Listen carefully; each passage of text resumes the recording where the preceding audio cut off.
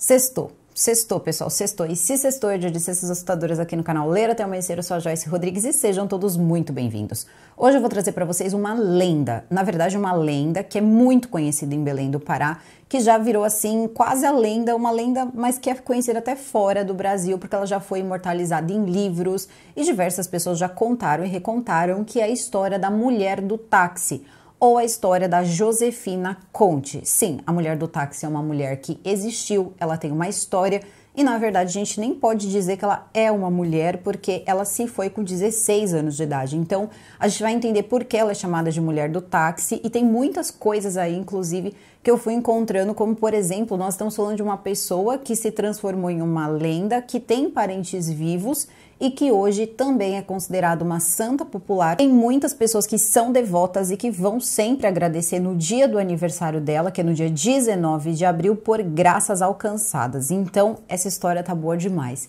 Fica aqui comigo, aproveita, deixa o like de vocês logo agora no começo do vídeo, que é bastante importante. Não esquece também de verificar a inscrição de vocês. Olha aqui embaixo, a gente está quase conseguindo trocar a cor dessa plaquinha, vai ser um momento muito especial, então também aproveita e me segue no @JoyceRodriguesOficial, que por lá eu sempre notifico vocês quando sai vídeo novo, também ajudo ali a escolher os temas que eu vou trazer para vocês nos vídeos e sempre que vocês me marcam na postagem de vocês, eu tenho todo o prazer em repostar. Então agora eu vou chamar a vinheta e a gente já começa. Então, Penny e Jack, vinheta.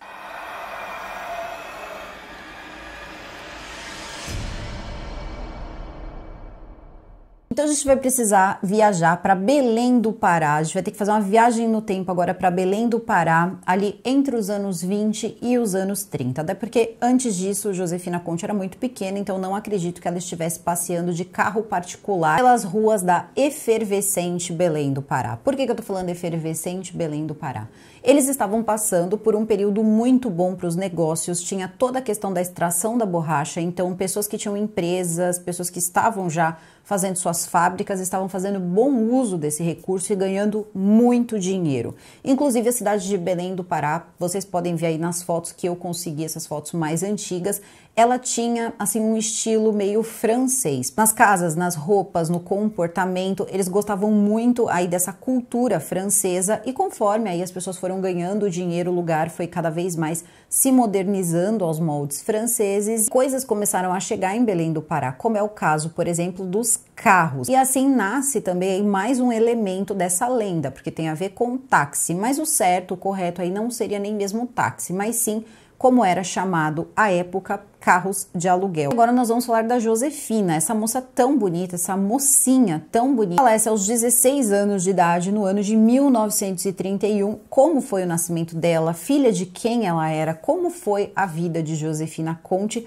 na verdade a curta vida de Josefina Conte. E essa é uma parte da história que ela é até um pouco triste, se a gente parar para pensar, porque os últimos meses da vida dela, inclusive, não foi em Belém do Pará, ela precisou ir para um hospital de isolamento. Vocês já vão entender aí como aconteceu. No dia 19 de abril de 1915, nasce então Josefina Conte, a filha mais nova do primeiro casamento de Nicolau Conte. E quem era Nicolau Conte? Nicolau Conte era um grande empresário, um empresário muito bem sucedido, com fábricas de sapato, e eu digo fábricas porque era mais de uma.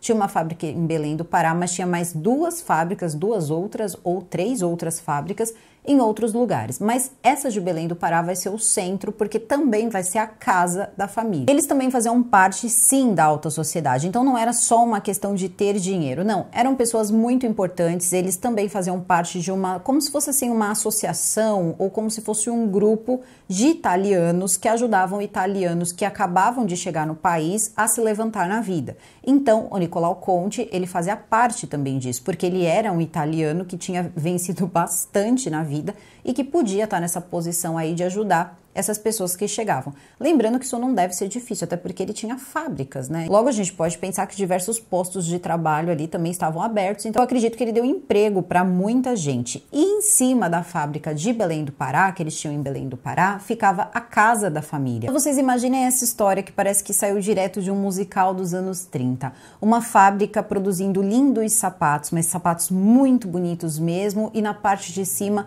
pessoas ali todas arrumadas, né, bonitas ali, vivendo suas vidas, cuidando de suas coisas, um pai, né, com aquelas roupas ali todas muito bem cortadas, as meninas com roupas de francesinha. Ela, a Josefina, ela foi se desenvolvendo ao longo dos anos, mas ela era uma moça pequena e muito magrinha, então ela parecia uma modelo mesmo de revista, ela parecia uma modelo de revista francesa, mesmo que o sobrinho, né, o sobrinho dela, que ainda é vivo, o Jorge, ele diga que na verdade, pelas fotos, ela era verdadeira italianinha. Ele era um pai extremamente amoroso e gostava sempre de dar presentes diferentes e fazer coisas assim que fossem realmente importantes, principalmente para as filhas.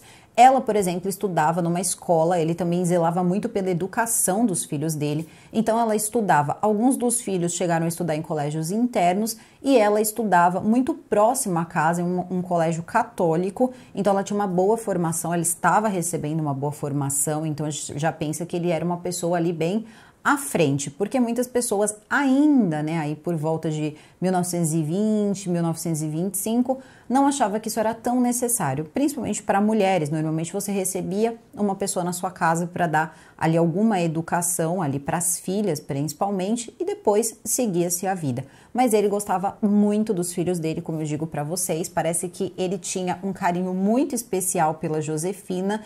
E a Josefina gostava de ver o crescimento da cidade. A cada dia as casas em Belém ficavam maiores, mais pessoas se mudavam, começavam a ficar mais altas também, e ela gostava de ver tudo isso. Então no dia do aniversário dela, que era no dia 19 de abril, o pai dela fazia uma coisa que ela gostava muito, que era dar a ela um presente, e um presente muito especial. Era um passeio de carro particular, ou seria aí um passeio de táxi. Lembrando de estar falando aí de 1920 e pouco, um pouco antes de 1930, que é quase o fim, né, o fim de Josefina Conte, e ela já tinha esse costume. Então dizem, né, conta-se que todo aniversário ele dava esse presente para ela e no final levava ela até a fábrica para ela escolher os sapatos que ela quisesse para poder utilizar ali talvez durante o ano, não sei, mas era um dia todo especial ali para Josefina Conte. Ninguém está dizendo que era só para Josefina, não sabemos como ele tratava os outros filhos, mas esse era um passeio que ela gostava muito de fazer. Então talvez fosse uma coisa que ela fizesse sozinha, porque eu não acredito, por exemplo, que o Nicolau Conte não tinha um carro. Era uma coisa muito cara, mas era como se fosse assim, uma marca registrada das pessoas muito bem-sucedidas. Josefina levava a sua vida, suas atividades, a escola, tudo ia bem na vida dela, até que uma febre começou a se tornar muito persistente na vida dela. Ela sempre estava com febre, até que essa febre se tornou diária e começou a ficar com ela, acompanhá-la todos os dias ali da sua vida, entre os 15 e os 16 anos de idade. O pai dela, muito nervoso, muito desesperado, mandou ela para um hospital especializado porque o médico da família disse que ela poderia estar com tuberculose. E como naquela época muitas pessoas sabiam o que acontecia, não tinha remédio ali próprio para tuberculose, sabia que tinha, né, um potencial de acabar contaminando as outras pessoas da família, a muito contragosto, ele colocou ela em um hospital. Era um hospital que, segundo conta o Jorge Conte, né, que foi escutando a história pela família, como esse hospital ele era especializado, tinham as alas de isolamento, ela teria ficado com 15 anos de idade sozinha, então nesse hospital, estava doente e as únicas pessoas que podiam entrar no quarto eram o médico e a enfermeira. Segundo ele relata, eles passavam álcool na maçaneta. Isso é uma coisa contada porque nunca saiu da cabeça do pai da Josefina, que ele não tinha muita esperança de que a Josefina voltasse para casa e ao mesmo tempo ele não podia nem visitá-la. Então foram momentos ali bem sombrios para o pai dela, que ficou com muito medo e infelizmente o pior acabou acontecendo. Josefina Conte falece no dia 16 de agosto de 1931 aos 16 anos de idade. Bom, a única coisa que o pai pôde fazer foi tentar fazer um velório ali o mais bonito possível e ele não queria que o carro fúnebre saísse do hospital, pelo contrário, ele queria que saísse da casa, ele queria que saísse da fábrica. Então ele contrata ali os carros fúnebres, que era transparente, como é contado, né, pelo Jorge, e que foi ouvindo também da família. O carro fúnebre ele era transparente, então dava para você ver aí boa parte, né, ali do caixão, essa coisa toda, pela parte dos fundos, né, ali do carro. Então você conseguia ter essa visão conforme o pessoal caminhava ou também ia utilizando outros automóveis, algo bem majestoso. Inclusive, conta-se que saiu no jornal que mal dava para ver o caixão da Josefina. A única coisa que você conseguia ver eram as flores, eram muitas flores. Foi uma coisa tão grande que demorou muito tempo para a cidade esquecer, porque veja, ele teria organizado tudo para sair da fábrica, que também era sua casa, já saiu totalmente preparado no carro fúnebre, que acabou virando um cortejo. E eram muitas pessoas, pessoas da cidade, pessoas que o conheciam, as pessoas que também eram dessa sociedade italiana. O Jorge também conta que essa lenda pode ter começado, inclusive, porque eles contam que durante o percurso, enquanto estava lá o carro fúnebre levando a Josefina para o cemitério, a rua era muito esburacada. Então eles passaram ali por um buraco e a parte ali de cima do caixão dela abriu assim um pouquinho. E muita gente pensou que ela poderia estar se levantando e diz que isso era uma coisa muito normal. Sempre acontecia isso quando passava um carro fúnebre, porque quase todas as pessoas faziam isso, pelo menos as da alta sociedade, e quando passavam por esses buracos que continuavam na rua, obviamente balançava o carro e a tampa acabava se mexendo. O cemitério escolhido para o descanso final de Josefina era o mais moderno, na quadra 2K, na esquina das Alamedas Santa Rita e São Paulo, que é ali uma das partes mais nobres desse cemitério. Tem diversas outras pessoas muito importantes que estão nesse cemitério também, e lá então é o descanso final dela. O jazigo dela é muito bonito, mas é muito bonito mesmo. Inclusive o Nicolau mandou fazer tudo na Itália, então ele usou mármore e mandou a foto dela, a fotografia que fica na lápide dela, totalmente ali acoplada no mármore, totalmente incrustada ali em mármore. Ele mandou fazer na Itália, então tudo veio de lá. Posteriormente, né, começa, monta tudo, arruma tudo, e uma coisa muito estranha acontece. E aí existe duas versões também para isso, que foi a fotografia que foi colocada nesse local aí de descanso dela, na lápide dela. Por quê? Essa foto dela tem um pequeno carro, como se fosse ali um desenho de um carro na fotografia. E há quem diga que não tinha, que não existia esse desenho na fotografia dela, e outros que dizem que na verdade foi um broche que o pai teria dado de presente para ela, e aí a gente já pode perceber que ela gostava muito de carros, porque, né, trazer um broche da Itália, ele teria viajado para a Itália, trouxe o broche, deu o broche a ela e ela acabou tirando a foto com o broche.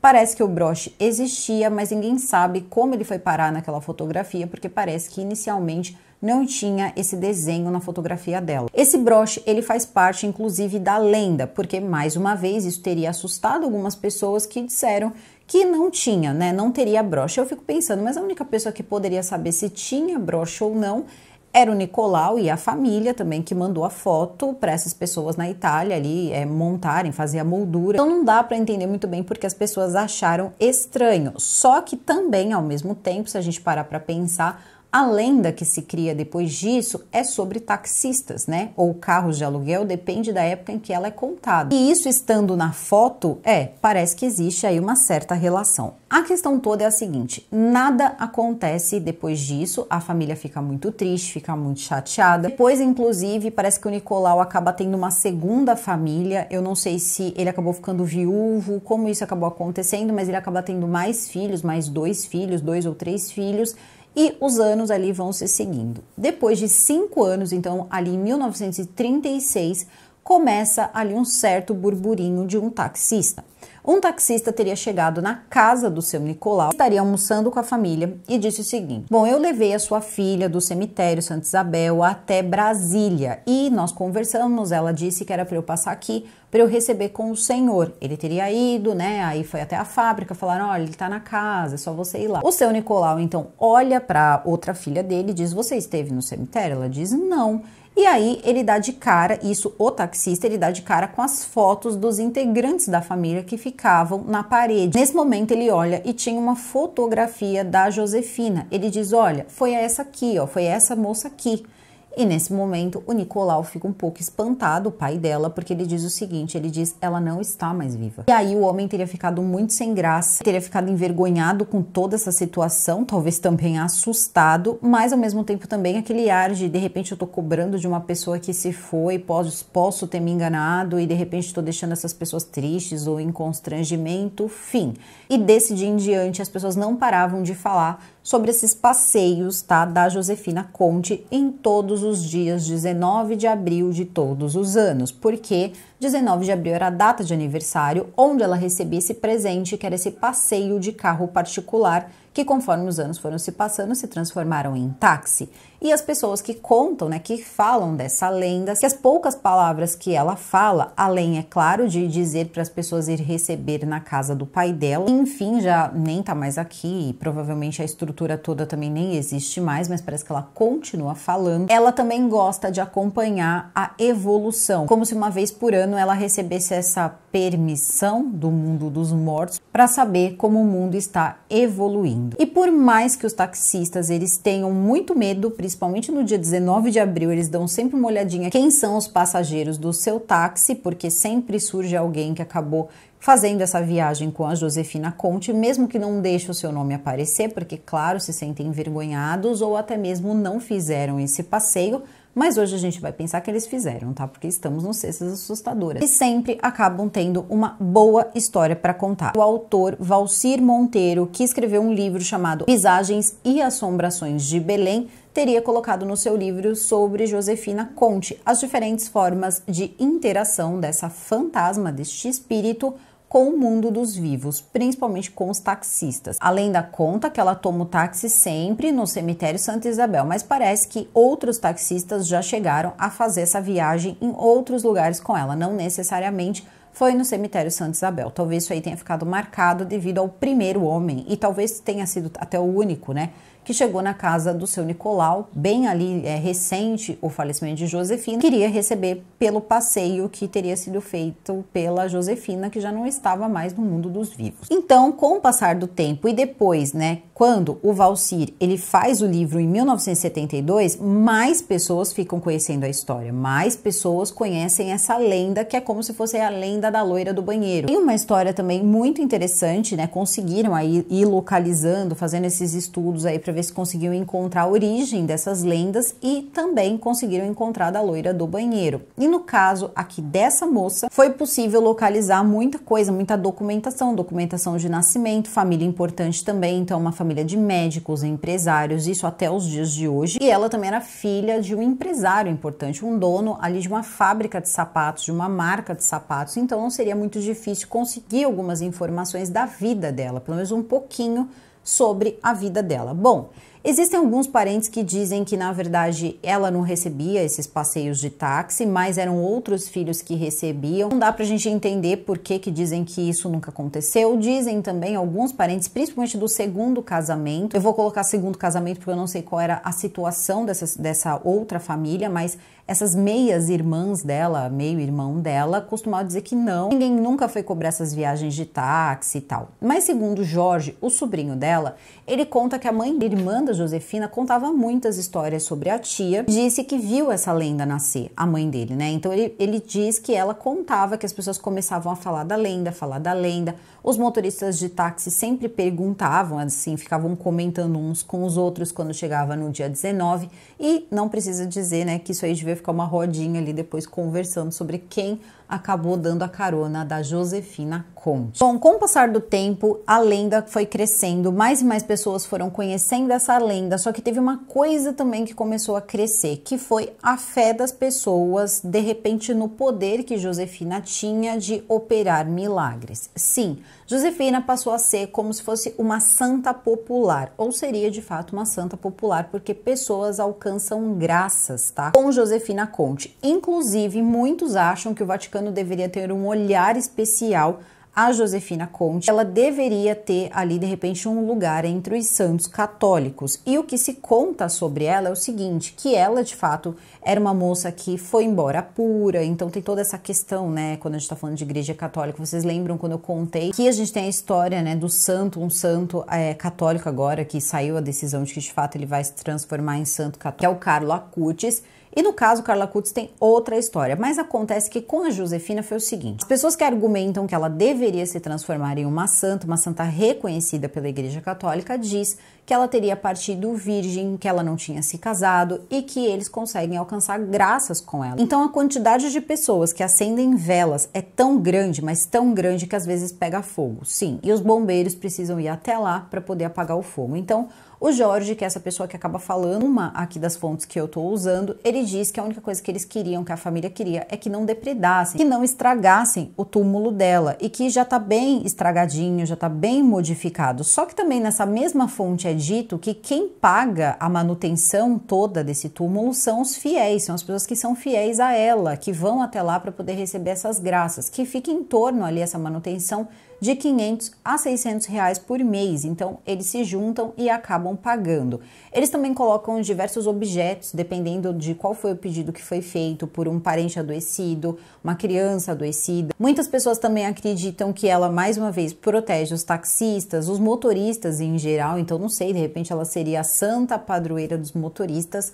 Não dá para saber porque, de fato, é muito ligada essa história com essa questão toda de motoristas, carros, veículos em geral. E as pessoas que vão até o local, elas têm um grande problema com a foto da lápide. Essa foto da lápide há muito tempo gera burburinho no cemitério. As pessoas não gostam, tem aquelas pessoas que são muito fiéis e tem as pessoas que não gostam de passar próximo a essa lápide, porque eles dizem que essa fotografia, ela tem o que se chama de efeito Mona Lisa. Para qualquer pessoa, se você estiver chegando de frente, parece que ela está olhando para você, se você vier de lado, parece que ela está olhando para você, e tem gente que sente muito medo. Então, certo dia, uma grande confusão começa, porque parece que um casal acabou meio que se irritando com ela ficar olhando, né, a fotografia ali meio que começou a incomodar eles, e eles foram lá e riscaram os olhos, tá? Os olhos ali na lápide da Josefina Conte, na foto ali, claro, deve ter ficado na moldura e tudo mais, mas enfim, acabaram vandalizando o túmulo da Josefina. E aí o que acabou acontecendo foi que teve uma confusão grande porque os fiéis dela não gostaram. Inclusive o pedreiro do Santa Isabel, ele diz que isso é muito real. Ele diz que inclusive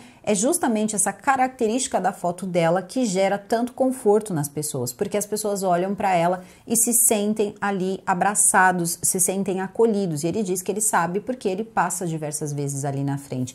Passa uma coisa muito boa, ela é muito bonita e ela tem um olhar muito doce e muito angelical. Lembrando que essa lenda toda é criada em cima de uma mocinha, tá? De 16 anos de idade. Estava acostumada com, de repente, uma vida na alta sociedade, pessoas, escola e família e tudo certinho. E de repente os últimos momentos na vida dela foram aí meses em um hospital com uma suspeita de tuberculose. Segundo Jorge, esse sobrinho dela, ele tem alguns tios ali que são médicos e um deles chegou a cogitar que na verdade ela não teve tuberculose. O que ela teve teria sido um linfoma. E de fato, o que se tem de notícia ali, vamos colocar aí de causa, né? Causa do falecimento dela foi essa febre persistente, essa febre que não ia embora, né? Uma febre aí diária que ela começou a ter e que eles não conseguiam ter muito bem noção do que se tratava. Muitos acreditavam que poderia ser tuberculose porque ela começou a perder muito peso mesmo. E aí existe diversas versões para isso, que de fato era tuberculose, outros dizem que não, porque ela não tossia,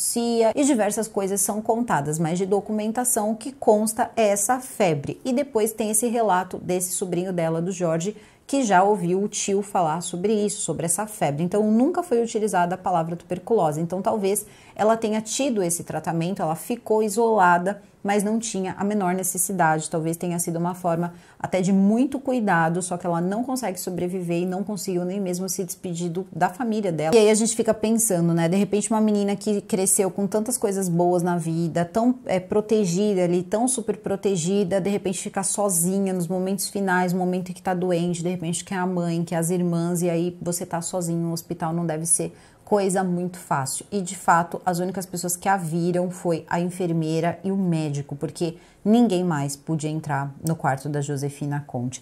É uma história muito bonita e uma história também cercada aí de lendas e mistérios. Claro que pode ser tudo realmente isso, né? Um mal entendido. O primeiro taxista provavelmente teve esse engano, acabou indo cobrar ali o seu Nicolau e depois disso acabou sendo contado, contou para alguém, que contou para alguém, que contou para alguém, e as histórias elas vão aumentando. Mas claro, se você for de Belém do Pará, provavelmente você conhece essa história. Você deve conhecer muito mais, deve conhecer pessoas aí que já deram carona para Josefina Conte e também pode contar um pouquinho aqui pra gente o que você sabe sobre essa lenda, porque é muito legal quando a gente conta uma lenda brasileira, porque muita gente tem um pouquinho para contar. E é justamente isso que fazem com que essas lendas elas durem por muitos e muitos anos. E eu acho muito importante. Acredito que lendas é uma forma de patrimônio histórico, conta também muito e fala muito sobre a história do nosso povo, do brasileiro, do Brasil. E acredito nisso em relação a todos os países do mundo. E é por isso que eu dou tanto valor às lendas, porque eu acho muito bonito. Sempre tem alguma coisa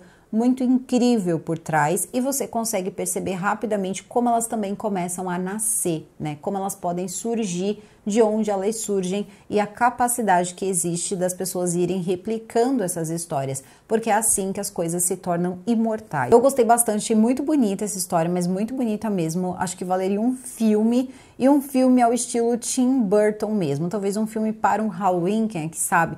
Um filme ao estilo Noiva Cadáver, ao estilo Edward Mãos de Tesoura, porque é uma história realmente encantadora. Não é uma lenda nova, mas é uma lenda que a gente não tinha no canal, então eu espero que vocês tenham gostado. E se vocês conhecem alguma versão dessa lenda, se vocês conhecem mais coisas sobre essa lenda, coloquem aqui nos comentários que eu vou gostar muito de saber. Eu vou ficando por aqui, o vídeo fica por aqui. Eu desejo a todos vocês um excelente final de semana.